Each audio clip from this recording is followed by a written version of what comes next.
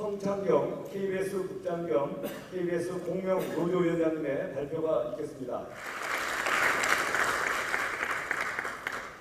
사실 이 자리에 오래전부터 오고 싶었습니다.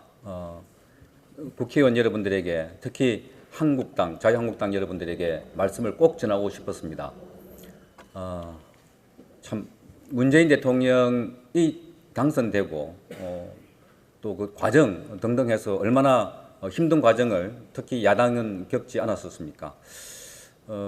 그런 점에서 저는 KBS만의 문제가 아니라 KBS 문제를 통해서 한국 언론의 문제점들을 여러분에게 꼭 전달하고 싶었습니다. 이 나이에 무슨 노조를 하겠다고 하겠지만 사실 저희는 노동조합의 뭐 임금 조건이나 근로 조건 개선하기 위해서 노동조합을 하는 것은 아닙니다. 아시다시피 이미 KBS와 MBC 각각 노동조합이 3개가 있습니다. 그 노동조합들이 복수 노조가 됐다고 해서 다른 조건의 뭐 노조를 설립하는 게 아니라 거의 대부분 정치적인 이유입니다. 이념적인 이유입니다. 여기 계신 분들도 노동조합에 대한 명칭을 잘 사용하셔야 됩니다. 저희가 KBS 노동조합이라는 게 있고요. 언론노조, KBS 본부라는 게 있고요. KBS 공영노조가 있습니다. 이게 용어가 참 좋습니다. 그런데 이게 대부분 고유명사화되어 있는 것들입니다. 그러니까 지금 대한민국에 문제가 되고 있는 것, 제가 여러분들에게 말씀드리고자 하는 것은 바로 언론노조 KBS 본부, 언론노조 MBC 본부입니다. 이게 지금 대한민국을 얼마나 많이 황폐화시켜 놓고 있고 흔히 여러분이 주장하시는 기울어진 운동장을 만들고 있으며 언론의 난이라고 불렸던 지난 탄핵 사태에서 어떻게 보도했는가를 이제 여러분들은 잘 보실 겁니다. 다시 돌아가 보겠습니다. 보수 정권에서 임명한 이른바 박근혜 대통령이 임명한 KBS 사장과 이사장이 있는데 왜 탄핵 때 KBS는 그처럼 JTBC나 다른 매체처럼 앞장서서 박근혜 전 대통령을 공격하고 집권 여당을 공격했을까요? 이상하지 않습니까? 그리고 보수에서 임명된 보수로부터 임명장을 받은 사장이 있는데 어떻게 이명박 대통령이 이런저런 정책의 오류들과 하루아침에 뒤집는 갖가지 정책들이 있는데 견제하거나 비판하거나 하지 않을까요? 이게 오늘 한국 언론의 문제고 방송만의 문제가 아닌 저는 전 언론사의 문제라고 보아집니다.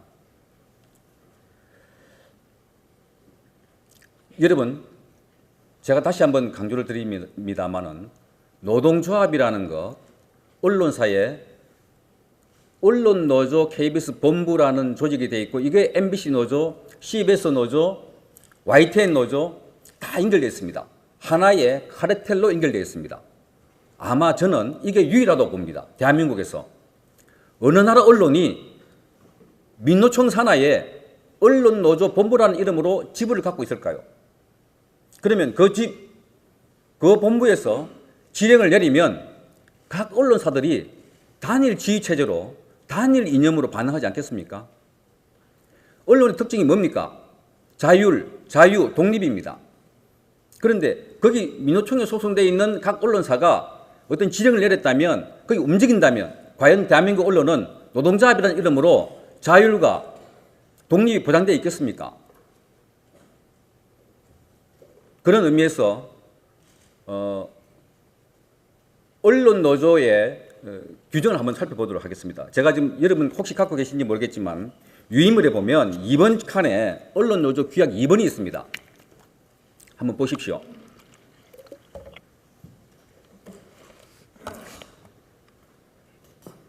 정치활동 역량을 강화하고 민주노총과 민주단체, 진보 정치 세력과 연대해서 노동자 민중의 정치 세력화를 위하여 각 분야의 사업을 추진한다고 되어 있습니다. 여러분, 이게 노동조합 규약 같습니까? 아까 조금 전에 이상노 회장께서 말씀하셨지만 정치인보다 더 정교하고 정치인보다 더 정치로운 게 지금 언론의 특히 민주노총 산하에 있는 언론노조의 조합원들이라고 저는 생각합니다. 보십시오. 목표가 정치 역량을 키우는 겁니다. 연대하는 겁니다. 진보 세력과 연대하는 겁니다. 지난번 언론노조는 대선 때마다 파업을 했습니다. 2012년도에는 KBS 언론 노조가 당시 통진당, 지금 헌법재판소로부터 위헌 판정을 받은 통진당의 이정희 대표하고 정책 협약을 맺었습니다. 지난해에는 문재인 대통령 후보와 정책 협약을 맺었습니다. 이 사람들 정책 협약을 맺어서 뭘 하겠습니까? 다시 한번 제가 여러분들에게 말씀드립니다. 언론 노조라 그냥 언론사들이 종사하는 기자나 PD들이 힘이 약해서 모여있는 그때 신디케이트를 만드는 조합이 아니라는 겁니다. 유니온이 아니라는 겁니다. 특정한 목적의식에 모여있던 특별한 사람들입니다. 그것이 오늘 대한민국의 언론을 좌지우지하고 있고, 사실 여러분 잘 아시지 않습니까? 언론이 모든 것을 가능케 하고 모든 것을 불가능케 하는 그 자유의 기본 아닙니까? 기본 자유의 기본 아닙니까? 그런 언론을 좌지하고 있는 조직이 바로 이 조직입니다. 그러면 우리 한국당에도 그렇고 이명박 정권, 문재인 정권도 그렇고 언론을 장악한다, 장악됐다고 이야기하는데, 사실상 언론 장악에 대한 의미를, 데피니션을 다시 한번 볼 필요가 있습니다. 과거에 세월호 사건 때 청와대 홍보수석이 전화를 KBS 보도국장한테 해서 그거 좀 심하게 하지 마라, 조지지 마라 하고 사실 업소하듯이 했습니다. 그죠? 부탁하지 않습니까? 그것도 녹음을 다 했던 그 친구들인데 하여튼 문제가 됐던 것 아닙니까? 지금 그렇게 외부에서 전화하거나 권력이나 자본에 의해서 언론을 통제한다는 거 힘들 뿐만 아니라 안 됩니다. 그런데 내부에 의한 언론 장악, 내부 구성원에 의한 언론 장악, 이 심각합니다. 사실 그런 의미에서 보면 이미 KBS는 언론 장악이 되었습니다. 왜? 기자와 PD의 80% 이상, 거의 90% 정도가 아까 제가 말씀드린 언론노조 KBS 본부, 여기 이노조라고 부르겠습니다. 언론노조 KBS 본부에 가입되어 있습니다. 이 사람들은 가만히 놔둬도 어떻게 하겠습니까? 좌파 방송합니다. 진보 가치 실현합니다. 근데 어떻게 이 가능하게 됐나? 보수 정권이 많았었는데, 과거에 노무현, 김대중 정권 때, 특히 노무현 정권 때 진보 매체에서 한겨레, 경향, 오마이뉴스, 말지 등등 이런 데서 굉장히 많은 기자와 PD들을 특채 형식으로 뽑았습니다. 말하자면 보수화되어 있는 KBS의 DNA를 바꾼 겁니다. 피를 바꾼 겁니다. 진보 정권 10년, 그 이후에 보수 정권 9년을 오면서 그 10년 사이에 있던 그 사람들이 숙주 형식으로 좌파 성향을 보이는 기자 선배들로 구성이 됐습니다. 그 이후에 기자를 신입사원을 뽑으면 잘 아시다시피 기자회에는 선배와 후배 도제 관계로 주로 움직입니다.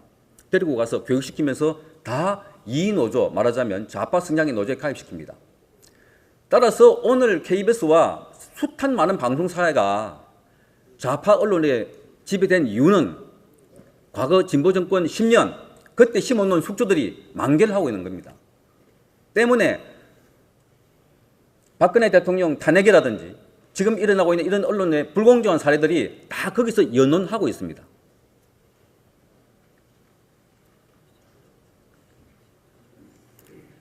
때문에 지금 그 기자협회, PD협회라는 각종 직능단체가 있습니다. 거기 있는 사람들이 대부분 그런 사람들입니다. 이를테면 보수 쪽에서 문제가 됐던, 제가 이따가 설명을 드리겠습니다만, 문창극 보도가 이 심각한 문제에 그 악마적인 편집을 했다고 해서 사회 각층에서 규탄을 했는데 기자협회에서 그 달에 우수 프로그램 상을 줬습니다. PD협회도 마찬가지입니다.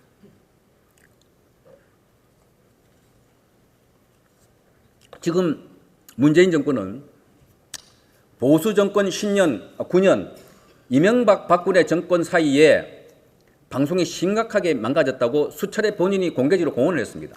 이게 무슨 말이겠습니까?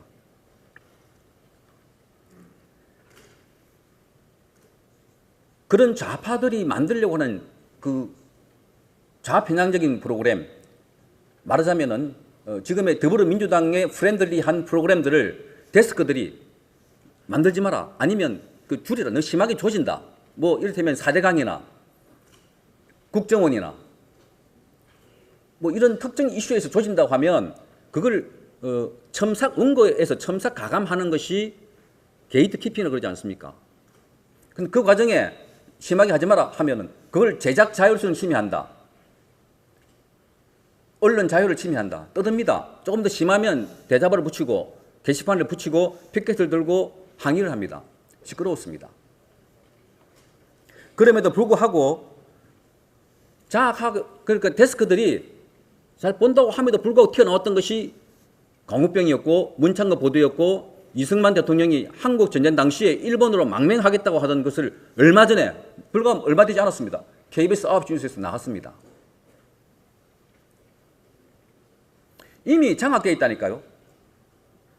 언론이 특정 노조나 특정 이념을 가진 집단으로부터 장악되어 있습니다. 이게 굉장히 무서운 겁니다. 사실 생각해 보십시오. 국회의원들 여러분들 계시지만 오늘 민주당하고 한국당에 관련된 리포트를 제작할 때 다 인터뷰를 했어요. 그런데 방송 트는 거 보니까 민주당 대표의 인터뷰는 귀에 쏙쏙 들어오는 건데 한국당 대표는 그림도 줘보는 거, 인터뷰 내용도 앞뒤 잘라버리고 가운데 무슨 말인지 잘 모르겠던 거. 얼마나 교묘하게 할 수 있습니까? 만약에 그런 마음을 먹었다면 워딩 하나, 카트 하나, 제목 다는 거 하나, 이게 굉장히 무섭고 파급력이 크고, 그 다음에 지금은 그 대중매체에서 만드는, 지상파에서 만드는 프로그램들이 SNS나 모바일을 통해서 2차, 3차 윈도우로 나갑니다. 계속 재가공되고 나갑니다. 그게 로우 소스가 그렇게 한번 왜곡되기 시작하면 계속 그렇게 왜곡되지 않겠습니까? 그러니까 사장을 바꾼다, 뭐 제도를 바꾼다가 문제가 아니라 구성원의 문제가 심각한 지경에 와 있다는 걸 여러분 다시 한번 인식해 주시기 바랍니다. KBS 파업을 하면 YTN, MBC, SBS, 뭐 국민일보 할 것 없이 신문사가 쫙 도열합니다. 그런데 MBC 또는 KBS 공영노조가 뭘 하면 아무도 없습니다. 저희는 상관단체가 없습니다. 그 유일하게 대한민국에 언론을 지배하고 있는 게 지금 민노총이고, 민노총이 지난번 촛불 집회를 주도하지 않았습니까? 그 대한민국은 지금 누가 지배하고 있습니까? 저는 민노총이라고 봅니다. 이 카르텔을 깨지 않으면 앞으로 5년 뒤에 만약에 여러분들이 정권을 잡는다 하더라도 더 힘들 것이고, 아마 깨지 않는다면 잡기가 굉장히 힘들 것입니다.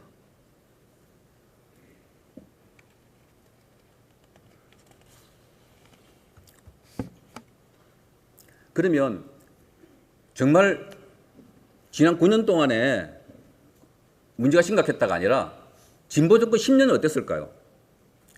잠깐 말씀이 계셨지만 굉장했습니다.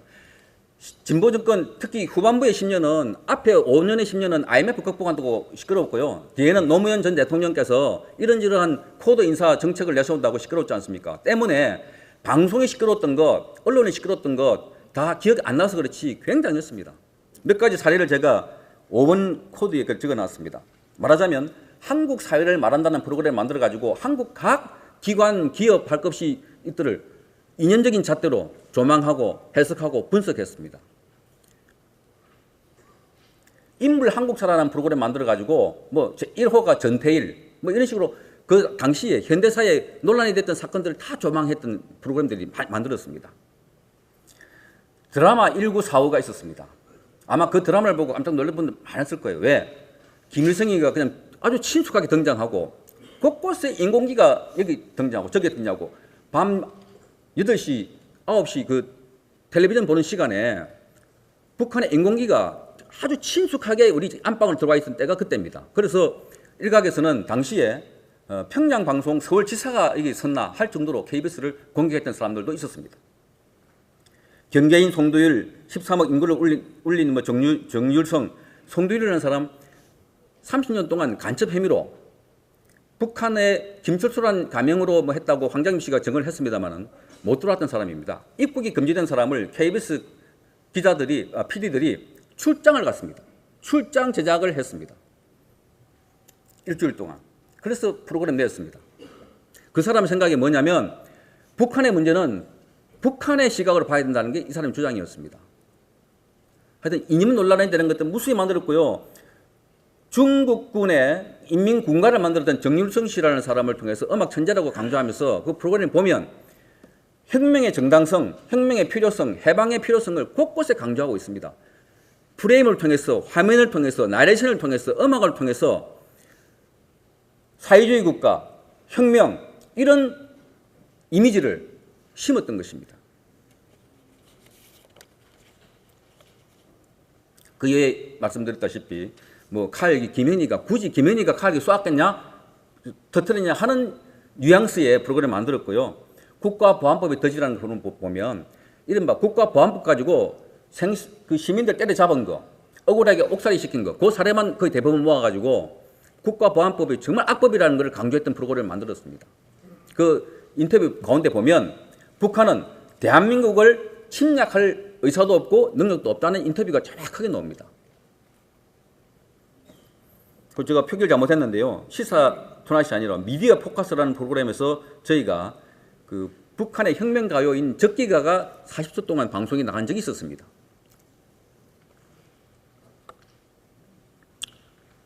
심각합니다. 자, 지금 언론 노조가 파업을 하고 있지 않습니까? 아까 말씀하신 저건 불법입니다. 명확하게 불법입니다. 근로조건이나 임금 인상을 요구하는 게 아닙니다. 사장 퇴진하라는 것은 어느 조건도 파업하는 조건이 들어있지 않습니다. 불법 파업에다가 지금 그 북한에서 미사일을 쏘니까 긴급 조정을 해서 노동부에 KBS에서 하자 그랬더니 긴급 조정이 받아들여지면 한 달 이내 들어와야 됩니다. 한 달 이내에 당장 들어와서 한 달 동안 방송을 해야 됩니다. 그런데 그걸 받지 않겠다고 합니다. 이게 뭐 긴급 조정을 할 만큼 북한 핵 문제라는 게 시급하고 중대하고 현존하는 상황이냐라고 시비 걸습니다. 우리의 생명과 재산을 앗아갈 이 핵만큼 큰 상황들이 있습니까?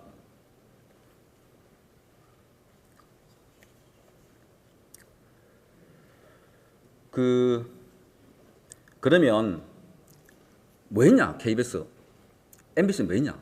라고 물을 수 있습니다. 보수 정권이 그동안 그렇게 많았는데 아까 말씀하신 것처럼 그런 사람들을 뽑았기 때문에 문제가 됐던 거고 그게 숙주가 됐던 거고, 둘째는 보수 정권에 특히 KBS 같은 경우에 사장이 들어오면요 타입을 합니다. 노동조합이 파업을 한다, 뒷조사 해가지고 뭘 까발리겠다 이러면 겁을 먹습니다.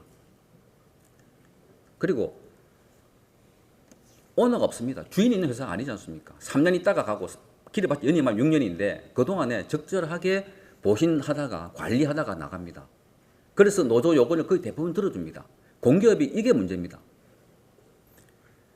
그러니까 KBS 사장 온 사람들의 대개 목표가 KBS 사장입니다. 목표가 KBS 정파성에 있는 노동조합을 어떻게 해보겠다, 구조조정을 하겠다, 개혁을 하겠다가 목표가 아닙니다. 이 사람의 목표는 KBS 사장이 되고 난 뒤부터는 즐깁니다. 그게 문제입니다.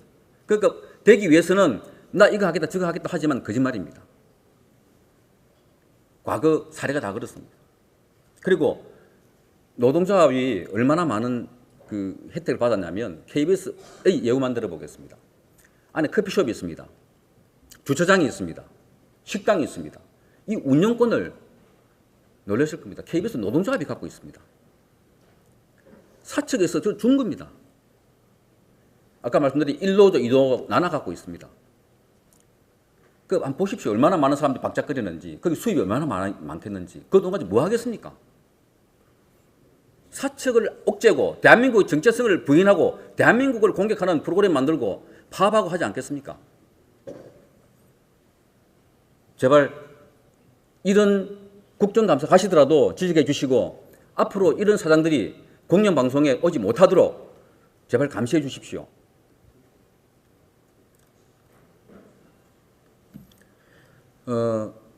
문재인 정권이 들어선 이후에도 KBS 프로그램들은 아까 제가 모두에 말씀드렸다시피 탄핵 때와 마찬가지로 얼마 전에 독일 기자가 한국의 택시 기사하고 이렇게 광주 사태 때 찍은, 광주 민주운동 때 찍은 그림이 있었다고 해서 영화 나왔지 않습니까? 그럼 대통령이 보고 눈물 흘렸다고 그러지 않습니까? 며칠 지나고 나니까 2003년도에 그 화면을 KBS 확보해서 방송한 적이 있습니다. 정현주 사장 때. 그런데 그걸 영화가 흥행하고 대통령이 보고 난 뒤에 며칠 뒤에 또 틀었습니다. 밤 8시 때에. 이루 참혹하기가 거지 없습니다. 왜? 주로 피해자 입장에서 찍은 겁니다. 시신이 잘리고 훼손되고 피 범벅이고 곤봉으로 맞고, 사실 지금도 그 화면 내면 안 됩니다. 그런 화면들은 모자이크 처리해야 되고 피가 나와도 안 됩니다. 그런데 단지 대통령이 받고 단지 1,000만을 돌파했다는 이유로 그 방송을 틉니다. 공영 방송이 이렇게 되겠습니까? 만약에 보상 문제나 진상 규명을 위해서 필요한 화면이라면 또 이해를 되겠습니다. 그런 내용이 전혀 없습니다. 생각해 보십시오. 아까 의사를 비유했는데 의사는 한 사람의 생명과 건강을 책임집니다. 그 미디어는 한꺼번에 예를 들어 수십만 명, 수백만 명, 수천만 명에 영향을 미칩니다. 오늘날 왜 기울어진 운동장이 됐습니까? 왜 여론이 이렇게 되었습니까? 저는 100% 미디어가 책임이 있다고 봐가지고, 종사자들의 책임이 있다고 봐가지고, 여기 계신 분들 정말 미방의 소식이 아니더라도 언론 문제가 심각하다는 걸 아십시오. 우리뿐만 아니라 자라난 세대까지 다 오염되어 있습니다. 제가 말씀을 이제 마치는 그 설명을 올리겠습니다. 그러면 어떻게 할 것인가 하는 말씀도 아까 질문도 있었습니다만은, 저는 MBC에서 굉장히 큰 시사점을 찾는다고 봅니다. 지난 2011년도와 12년도에 180일 가까운 날짜를 파업을 했습니다. 6개월입니다. 대단하지 않습니까? 노조가. 그런데 또 대단한 척이 있습니다. 사측입니다. 180일 동안 무노동 무임금을 지켰습니다. 그렇게 떠들고 뉴스 데스크가 4분, 5분, 10분 줄어들고 나중에는 방송이 10분도 못할 그런 상황임에도 불구하고 원칙을 지켰고, 급기야 노조는 백기 들고 들어왔습니다. 그 사람들이 대부분 배제됐습니다. 그 사람들이 왜 배제됐나? 아까 제가 말씀드렸다시피 제가 이해하기로는 광우병 같은 만들겠다 그러고 이거 마음대로 만들겠다 그러니까 제작 현장에서 배제시킬 수밖에 없습니다. 중요한 프로그램을 만드는데. 그런데 동일 시점에 KBS도 파업을 했는데 KBS는 90일 조금 넘게 하고 들어왔습니다. 사측에서 노조의 요구 조건을 다 받아들였습니다. 그래서 그 기회를 놓쳤습니다. 지금 이렇게 본부 노조가 활개칠 수 있고 클 수 있었던 배경도 그때 있었습니다. 싸움은, 여러분도 지금 싸움하고 계신 줄 압니다. 지금은요, 욕 들어 먹는 거를 아주 쉽게 생각하셔야 됩니다. 지금은 싸우는 시대입니다. 평화 시대가 아니지 않습니까? 예? 욕 들어 먹는 거 무서워가지고 그 중간에 사장이 비켜나가고 180일까지도 가는데 싸움이 겁이 나서 피한다면 일을 못합니다. 저도 오늘 여기 나올 때는 휴가를 내고 나왔습니다. 저희 노동조합에는 전임이 없습니다. 업무를 하면서 합니다. 물론 공격을 할 겁니다. 그렇지만 누군가 나와서 실상을 알리고, 지네들도 공범자들이라는 영화를 가지고 같이 모여서 함성 지르고 같이 영화를 봤습니다. 이 노조가, 본부 노조가. 왜 저희를 못합니까? 그래서 나왔습니다. 끝까지 싸우십시오. 만약에 그게 대한민국의 정체성을 부정하고 자유민주주의 가치를 훼손하는 거라면 끝까지 싸우십시오. 그런데 많은 사람들이 중간에서 그냥 서저부지합니다. 지금은요, 그 언론에서 막 씁니다. 장애투쟁 며칠 나냐니까 이제 여론이 어떻다 막 씁니다. 속아 넘으면 안 됩니다. 제가 말씀드렸지 않습니까? 지금 모바일에 올라오는 거나 핸드폰을 갖고 있는 기사들을 사실 다시 한번 보십시오. 거짓 기사, 속임 기사, 교묘한 기사가 너무나 많습니다. 기사에 속지 마십시오. 뚜벅뚜벅 걸어가다 보면 정말 정의가 있고 가치가 있고 옳은 게 있습니다. 근데 여론과 기사에 신경 쓰다 보면 아무것도 못하는 게 지금 시대라고 저는 생각합니다. 마지막으로, 왜 그러면 이 언론사에 대한민국의 좌편향된 가치가 이렇게 횡행할까? 저는 이게 압축 고도 성장의 어떤 그 필요성일까? 소득이 3만 불 가까이 오니까 배부르니까 딴 거 생각할 걸까? 생각해봤는데 하나가 저는 생각하는 이런 게 있습니다. 명분과 의리를 중요하는 조선시대부터 내려오는 동인 서인 나눠졌던 그 서인 계열의 노론들, 마지막 노론의 영수가 유한용이라고 합니다. 이 나라 막 망해먹더라도 그저 명분과 대의 가치만 쳐들고 있던 명나라가 망했는데도 불구하고 소중하라고 명나라를 숭배하고 있고 청나라 놔두고 그런 우리들 지금도 그런 명분에 빠져 있어 가지고 명분만 찾고 있는 거 아닌가. 우리 사회가 언론이 국민들이 그래서 그들이 만드는 가장 또 훌륭하다고 해야 될까요? 그 명분을 정확하게 네이밍합니다. 이름 짓기, 적폐, 대한민국은 민주공화국이다. 다 아는 것들입니다. 무슨 분배, 정의 이게 나라냐. 네이밍을 얼마나 잘하는지요. 명분 플러스 네이밍 맞춰놓으니까 아무리 해도 못 당하게 나갑니다. 이기는 방법은 뭐냐. 저는 이걸 깨는 실리를 정확하게 제시를 해서 가시든지 아니면 이것보다 더 큰 명분을 찾아가지고 선전을 하시든지 하셔야 됩니다. 그렇지 않고는 지금 이 카르텔을 깰 수가 없습니다. 언론 노조를 어떻게 깨겠습니까? 어떤 책을 보다가 저는 이렇게 되지 않기를 바랍니다. 대한민국을 망하게 했던 여러 왕이 있는데 조선시대에 선조, 임진왜란 있고 인조, 병자호란 때 그 다음에 고종 지금 또 다른 나라가 망할 수도 있는 그래서 과거에 그 사람들을 홍군이라 불렀던 이것이 문재인 정권에도 일어나지 않을까 걱정하는 사람이 너무나 많습니다. 지금 안보 이슈는 제일 보수가 제일 일선으로 가지고 있는 명분 아닙니까? 이걸 갖고도 어찌 못한다면 정말 잘못된 겁니다. 그리고 제가 공영노조에 있다 보니까 많은 시민단체들하고 밴드를 통해서 커뮤니케이션을 합니다. 그분들이 저희들 보내는 글이 아니라 단체 카통에 보면 자기들이 쓰는 말이 있습니다. 야당 없다는 겁니다. 야당. 야당이 없다고 이야기를 합니다. 도와주는 사람이 없대요. 그래서 자기들이 이호성 방통위 사무실을 가고 MBC 찾아가고 시위한다는 겁니다. 솔직히 여러분 잘하고 계시지만 좀 늦었습니다. 그럼에도 불구하고 끝까지 해주십시오. 그분들이 도와주는 사람 없고 지켜주는 사람 없다는 생각하지 말게. 그렇지 않습니까? 대한민국에 태극기 들고 나가는 사람 전부 다 친박이라고 보지 마십시오. 태극기 들고 나가는 사람 전부 다 늙은 사람들로 보지 마십시오. 그 안에 제도 정신 똑박혀 있는 올바로 된 보수 가진 사람 너무나 많습니다. 그래서 지금은 분명하게 싸워야 할 대상이 있습니다. 제가 말씀드리지 알지 않습니까, 여러분들? 그런데 왜 여러분들하고 가까이 있는 분들하고 자꾸 싸우십니까? 지금은 분명하게 타겟이 정해져 있다고 저는 봅니다. 거기에 집중하시면 나머지가 모여들고 나머지가 합쳐지고 그 큰 힘이 된다고 저는 봅니다.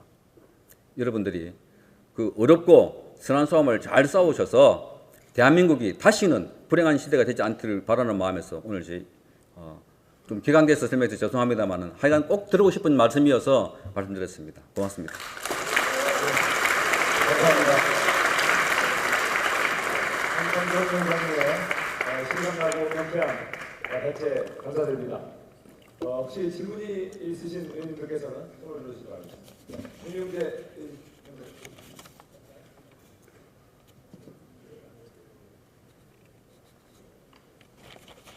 제가 말씀을 안 드리는데 꼭 이 말씀을 좀 드리겠습니다. 정말 그 두 분의 말씀 들으니까 우리의 공영방송인 KBS, MBC의 실상이 정말 이 정도일까 설마 했는데요. 같은 우리 의원님들의 생각일 줄 믿습니다. 경악이고 분노를 넘어서서 절망입니다. 이게 현재 상태가 아니고 미래까지도 지속될 거라고 생각하니까 안 남은 짝이 없는데 기울어진 운동장이 아니라 이미 뒤엎어질 그런 운동장이라고 생각이 듭니다.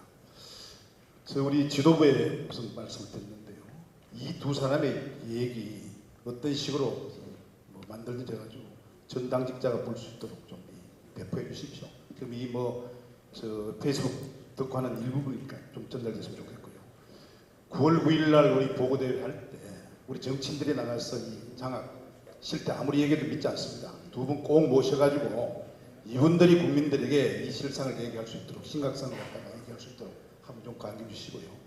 그래야 우리 이 투쟁의 공영방송 장학 투쟁의 정당성을 확보할 수 있다고 생각합니다. 우리 성국장님 아까 함정희 의원이 말씀하셨습니다만 어려운 투쟁하고 계시고 여기까지 오신 위해서 경의와 감사를 표하면서요. 조금 말씀드리겠습니다만 이런 문제에 대한 이 해법의 실마리를 보실 때 정치권에서 어떻게 풀어나가야 될 것이라고 생각하십니까? 그 점만 좀 말씀해 주시죠. 뭐 대답은 하겠습니다만은 그 만족한 답이 뭐 나올 준비도 안 돼 있습니다만 어쨌든 어려운 문제이기 때문에 여러분들도 극한 투쟁을 하고 계시는 거 아니겠습니까? 이거 사실은 저는 원래 싸움이라는 거는 상대와 있기 때문에 상대에 따라서 하는 거라고 보아집니다. 진작 저는 문재인 그러니까 더불어민주당이 과거에 박근혜 대통령 탄핵할 때나 그 전후로 해서 했던 거 보면 여러분들은 진작 집단 행동이나 단체 행동 또는 보이콧 같은 것을 비슷하게 했어야 옳았다 하는 생각이 듭니다. 때문에 지금 문재인 정권에 들어서고 난 뒤에 4개월 지났나요? 지나고 나서 이제 뭐 이게 여러분 시작한 지가 며칠 되지 않지 않습니까? 이 3, 4년 지난 세월에 3, 4개월 되는 세월에 원전 정책 뭐 이미 나이 나도 아시죠? 그 뭐 최저임금 등등 해서 대한민국의 정체성과 우리의 미래를 결정할 아주 중요하고도 현격하게 큰 이런 정책들을 뒤집지 않았습니까? 역대 이런 정권이 있었습니까? 만약에 이런 정책을 이명박 정권이나 박근혜 정권 때 했더라면 언론이 어떻게 했겠습니까? 가만히 있었겠습니까? 지금처럼. 아마. 그래서 지금은 그 언론의 뭐 말하자면 좀 표현을 그랬습니다. 영합할 생각하지 마십시오. 이렇게 하면 언론이 좋아하더라가 아닙니다. 한국당으로서 가야 할 길 가면 언론이 따라오게 돼 있는데 언론이 가는 길에 한국당이 따라가면 절대로 여러분들에게 좋은 이미지, 좋은 기사 안 씁니다. 또 진실성도 안 먹히고요. 지금은 여러분들이 아무리 좋은 걸 해도 언론은 나쁘게 표현하고 있고 심지어 문재인 정권이 방귀를 껴도 향기롭다고 합니다. 아니 이런 컵에 커피 마시는 거 구내식당에서 밥 먹는 거 이게 기사가 됩니다. 그런데 여러분 대표는 장화 신는 거 이거 장화를 신었다고 다른 사람 도움을 받는데 이게 기사가 된다니까요. 그러니까 지금 언론은 뭘 바라고 있냐면 역시 여전히 대통령은 황제 대통령으로 인식하고 있다는 겁니다. 왜? 구내식당에 밥 먹고 테이크아웃 커피 잔을 먹는 사람은 이건 대통령이 아니야. 이건 이상한 사람이야. 정말 훌륭한 분이야. 라고 그 프레임을 갖고 가지 않습니까? 그런데 야당 대표가 이거 하는 거는 이 뭐야 자기 혼자 할 수 있는 거 이렇지 않습니까? 생각해 보십시오. 프레임이 다릅니다. 따라서 언론을 어떻게 하겠지 하고 하지 마시고 여러분들이 판단해서 옳다고 믿는 것 그때 갈 때 사람들은 저기 뭐 있구나 박수 칩니다. 지금 아까 제가 말씀드렸다시피 한국당이 하려는 것 거의 대부분 다 선점해놨던 민주당이 선점해놓은 가치, 이념 또는 프레임, 네이밍에 따라가려고 하다 보니까 아무리 좋아도 2류밖에 안 됩니다. 아류. 그 혼자 가십시오. 그러니까 제가 아까 말씀드렸지 않습니까? MBC 파업 180을 했다니까요. 만약에 국회를 보이콧 해보시고 끝까지 가보자요. 참 이 말 꼭 들고 싶습니다. 김장겸 사장 문제가 아니지 않습니까? 언론의 자유를 지키는 문제 아닙니까? 왜 자꾸 개인 김장겸이가 부각되도록 만드십니까, 여러분들은? 김장겸 그 사람 관심도 없어요. 고대영 관심 없어요. 다만 언론의 자유는 법적으로 방송법에 따라서 임기가 보장되어 있도록 했다. 왜? 권력으로부터 자본으로부터 침해 안 받도록 그걸 지키려고 하는 가치를 더 했어야지. 김장겸이가 뭘 했다 그거 아닙니다. 그죠? 그러니까 정말 실상을 팩트를 아까 말씀하신 팩트를 보고 해야 되는데 잘못된 팩트를 찍는 경우도 참 많아요. 그러니까 그 자리에 김장겸이 알아도 누구 하더라도 3년만 지켜주면 하겠다 이런 말씀 아닙니까? 그래서 뭐 제가 드릴 수 있는 이야기는 옳다고 믿은 바를 자고 우면하지 말고 가십시오. 그러면 길이 안 보이겠습니까? 네, 박 회장님 말씀. 지금 그 좌파 매체들이나 여권에서 공격하는 것이 이제 비교하는 것이 이제 가장 이제 공색하게 내놓는 반론이 이제 정연주 사장과 케이스입니다. 정연주 사장은 제가 워싱턴 특파원 때 같이 있었습니다. 한겨레 특파원으로 정말 방송의 비협자도 모르는 사람이었죠. 한겨레 논설위원으로 있다가 갑자기 깜짝 KBS 사장으로 발탁이 됩니다. 지금 우리로 따지면 뭐 뉴데일리 사장 이런 분이 KBS 사장이 되는 겁니다. 그렇게 정권의 코드로 임명이 됐고 그 뒤에 그 행태나 보도를 보면 참 기가 막힌 적이 많았습니다. 그거는 뭐 제가 일일이 열거할 거 없고 우리 국장님께서 좀 설명을 해주시고요. 그리고 참 아까 보수 정권 말씀을 했는데 보수 정권은 그래도 어떤 최소한의 금도는 지켰습니다. 대부분 다 그 기자 출신, 언론인 출신, PD 출신, 그 자사 출신들로 그래도 거기에서 성장한 사람들로 사장을 임명해 왔지 않습니까? 뭐 작년인가 재작년에 그리고 그 여러 가지 툴도 다 없애고 청와대 홍보수석이 무슨 국장 보도본부장한테 전화해서 읍소하는 게 우리 보수 정권에 그게 할 수 있는 유일한 길이었습니다. 이런 상황을 우리 국장님께서 좀 비교를 해주시면 정현주 케이스와 좀 비교를 해주시면 고맙겠습니다. 네. 뭐 제가 알고 있는 것을 다 말씀드리면 밤을 새도 말씀 못하겠지만 상징적인 것 몇 가지만 말씀을 드리고 아마 또 점심시간이라서 약속 계실 테고 제가 빨리 끝내야겠습니다. 정현주 씨가 오늘날 KBS를 망친 주범입니다. 저는 그렇게 믿습니다. 이 양반이 들어오자마자 KBS의 모든 조직에 계급 조직을 다 없애버렸어요. 차장, 부장, 주간, 국장 이거를 다 없애버리고 전부 다 한 사람만 만들었습니다. 팀장, 팀원.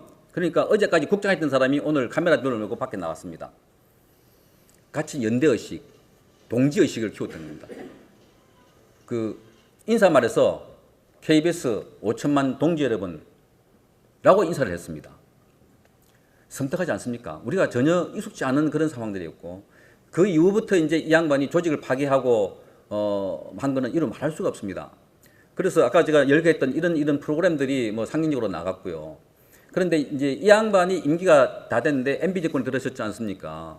그런데 그때 물론 보수 정권에서 나가라 했습니다. 그런데 그 밑에 있는 부사장, 본부장들 알아서 둘 튀었습니다. 사표 내고. 그런데 이 양반 버텼어요. 시민단체에서 같이 그럼 짜갖고 이제 버티라 했으니까 버텼겠죠. 그런데 안 나가니까 국세청에서 KBS에게 뭐 세금을 돌려줘야 되는데 그걸 이 양반이 이런저런 처리를 안 해가지고 안 돌려받았다는 겁니다. 그래서 KBS에게 손해를 입혔다. 업무상 배임이다. 라는 이유로 고발을 하고 이사회에서 해임했습니다.